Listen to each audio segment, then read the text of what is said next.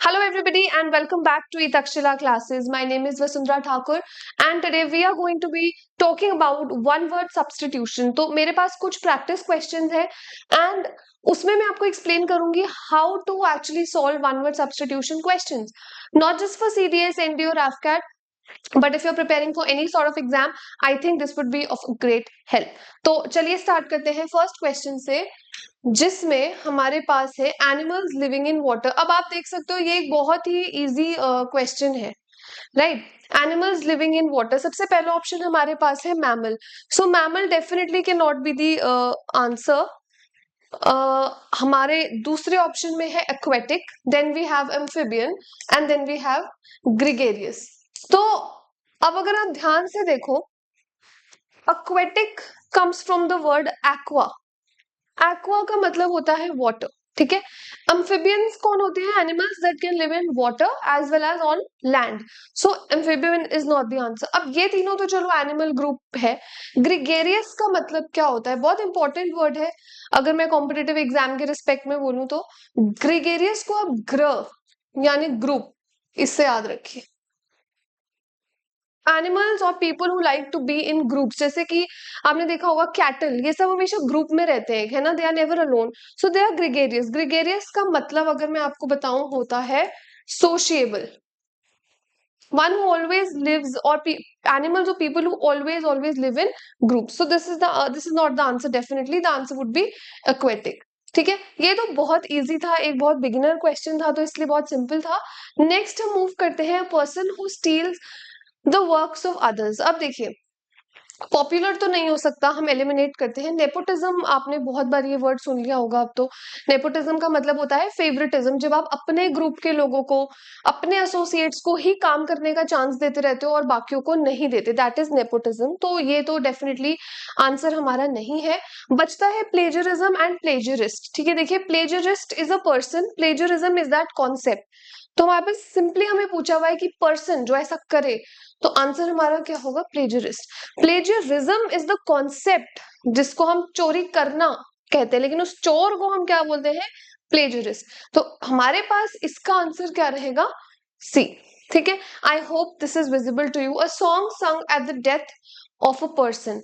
अब देखिए, सबसे पहले बात करते हैं क्या होते हैं types of pros and type of poetry के कुछ वर्ड्स हैं.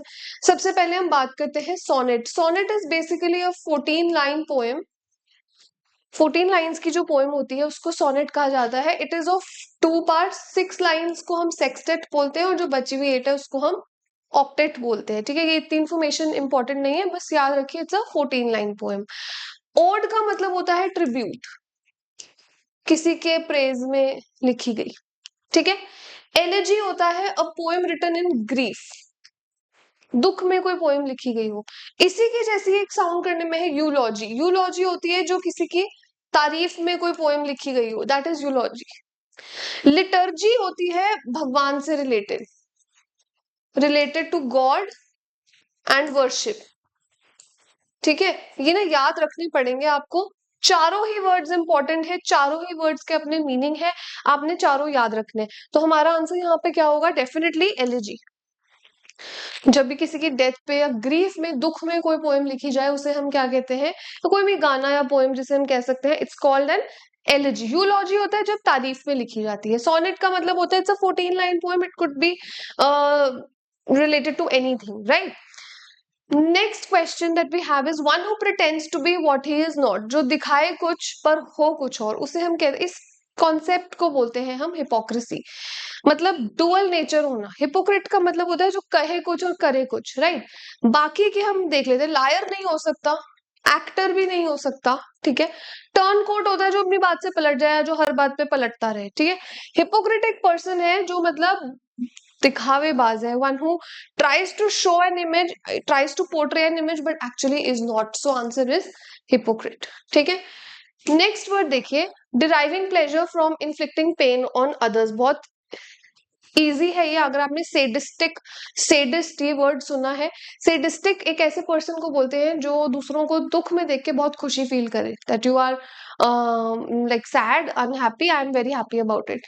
जीनियल का मतलब होता है friendly. I would request you कि आप ये सारे जितने भी मैं वर्ड्स लिखवा रही हूँ इनको कहीं ना कहीं नोट डाउन करते रहे, जॉट डाउन करते रहे, ताकि आपकी वोकैबुलरी की लिस्ट जो है वो एक्सपैंड होती रहे, ठीक है। टेंडर हमें पता है सॉफ्ट। प्लेसेड का मतलब क्या होता है, काम, शांत। सेडिस्टिक कौन है, जो मतलब दूसरों को दुख में देख के खुशी महसूस करे कि बहुत अच्छा हो, right. So don't be sadist at all. An associate in crime, जिसे बोलते हैं कि जो आपके क्राइम में, क्राइम पार्टनर जिसको हम बोलते हैं, राइट।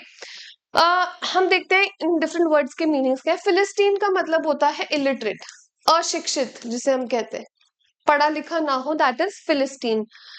आइटनरेंट का मतलब होता है एक जगह से घूमना। आइटनरी समझते हो आप, घूमने फिरने का जो आपका पूरा प्लान या एक ट्रिप प्लान होता है उसको आइटनरी बोलते हैं। आइटनरेंट होता है घूमने फिरने वाला, ठीक है।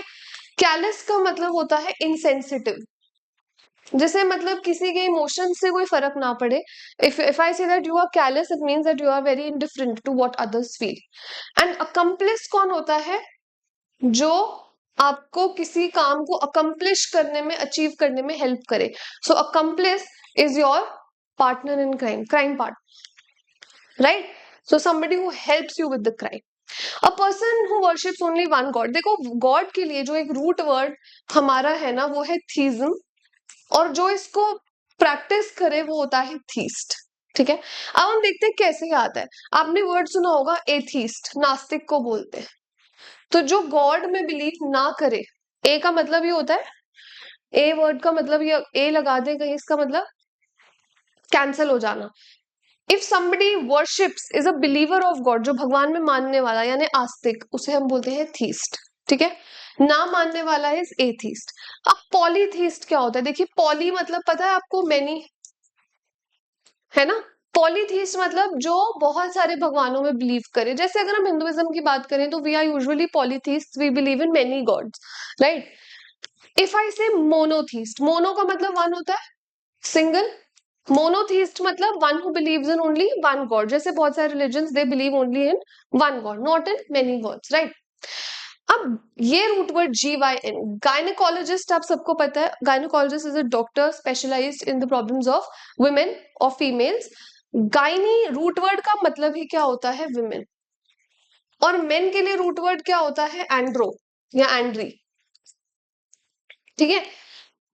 Phil means love, and hate के लिए क्या वर्ड यूज होता है, miss.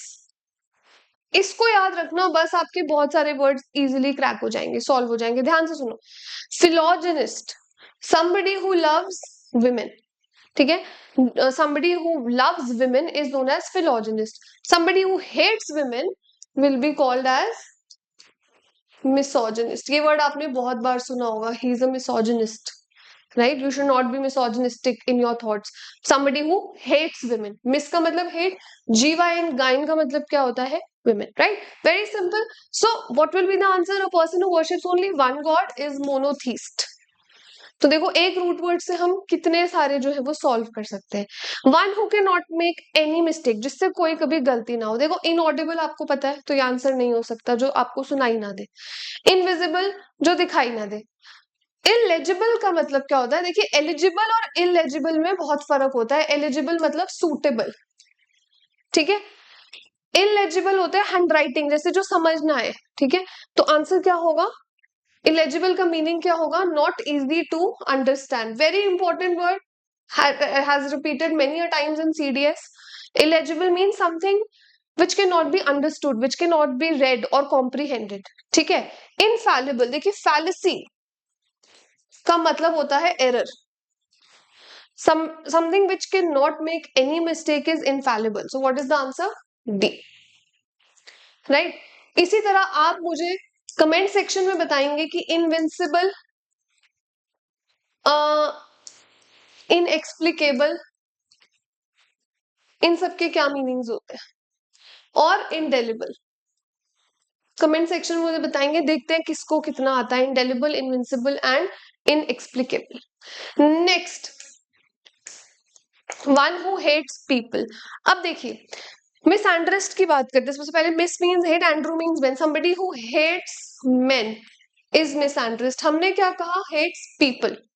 मिसोलॉजिस्ट, mis again hate, logist, log word आता है लॉजिक से। लॉजिक यानी science, rationality.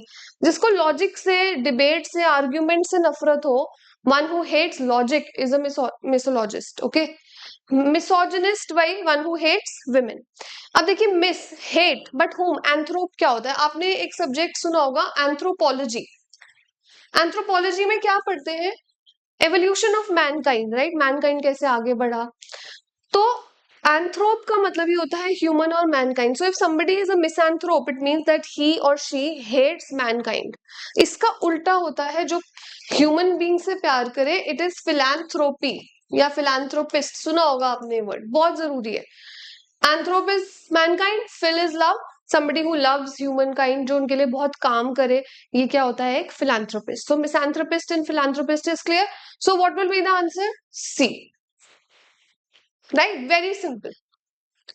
Scientific study of earthquakes. देखिए geography का मतलब होता है studying about the entire universe, the planets, everything. So geography is not the answer. Anthropology, I told you, is the study about humankind. Astrology is the study of stars, celestial bodies, and all your things. Seismology is study of earthquakes. Even जो earthquakes को measure करने का वो होता है, tool होता है, instrument होता है, that's also seismograph, right? So the answer would be A. Not clear, something which is not clear, it's not stupidity. Clarity तो हो ही नहीं सकता. Intensity का कोई लेना देना नहीं है. So if you are smart enough, if you can eliminate, the answer would be obscure. But obscure का मतलब भी क्या होता है? Hidden and mysterious. कोई चीज जो समझ ना आए easily. So what is the answer? B. Obscure. Obsession with books. देखिए मेनिया, मेनियाक समझते हो आप कौन होता है? मेनिया होता है somebody who's crazy, a little crazy or icky about things. Phobia का मतलब होता है fear. तो अब हम देखते हैं, तो हम बोल रहे हैं obsession. Obsession is something like craze, पागलपन, madness. तो xenophobia will not be the answer. Biblio stands for books. अगर कोई bibliophile है, it means he's a lover of books. Bibliography is study of books. Bibliomania means somebody who's crazy about books. The answer is A. But we will definitely look at the other meanings as well. What are they? Megalomania. Me. Somebody who is obsessed with his power and somebody who's obsessed with the fact that he has all the authority is a megalomaniac. Okay. Xeno means foreign. जिसको foreigner से, foreign land से डर लगता है, fear है, वो है xenophobic. Then egomania is somebody who is too full of himself, जो अपने बारे में बहुत obsessed हो कि I know everything, I can do everything, right? That sort of behavior is called egomaniac. Okay, such a person is known as egomaniac. So obsession with books is definitely bibliomania. अगर यहाँ होता somebody who loves books, तो यहाँ पे क्या होता? bibliophile. A lover of books, right? बहुत repetitive होते हैं वन वर्ड सब्स्टिट्यूशन, तो इजीली आप कर सकते हो. अभी रेमेडी फॉर ऑल डिजीजेस. देखिए एंटीसेप्टिक, जैसे आपको पता है आपके Dettol, Savlon, they are antiseptics. They used to treat wounds, they used to treat open wounds, right? ये आंसर नहीं है. हर चीज के लिए आप, पेट दर्द है तो एंटीसेप्टिक नहीं खा सकते, right? That's foolish. Antibiotic is something which is used to treat your internal like bacteria, virus, anything that has entered your body. So antibiotic is that. Again, not for everything. Narcotics is drugs, of course, so it is also not a solution to everything. Next is panacea. Panacea is basically a solution, रामबाण इलाज जो हर चीज के लिए काम कर जाए. ठीक है? So what is the answer? The answer is panacea. Very important word, बहुत बार repeat होता है. Competitive exams की अगर मैं बात करूं, उनका favorite है. ठीक है? Notice of a person death, very important. ये न्यूज़पेपर में आप देखते हो ना, एड्स आती हैं बहुत सारी, advertisements for something which is on sale, for people who want to find like good spouse for themselves. There are so many advertisements, but there are sometimes, you know, there are notices या फिर columns जहाँ पे किसी के death का एक वो होता है reminder, you know, so and so person is no more and we are having this ceremony, so all of you can attend. That particularly is known as an obituary. Obituary is basically a notice of somebody's death. It is usually given in a newspaper in the advertisement column that so and so person has died and we are holding this ceremony or organizing this ceremony. It's open for everybody to join. That is an obituary to remind a lot of people or to announce it to a lot of people. It's usually done. Memorandum to definitely nahi. Reminder, rejoinder, ऐसा कुछ भी नहीं. The answer is obituary, right?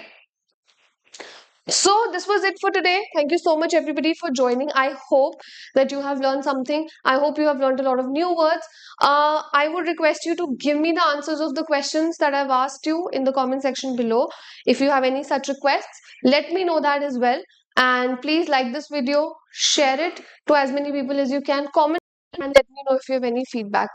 Thank you. Subscribe to this channel and follow for more content. Jai Hind.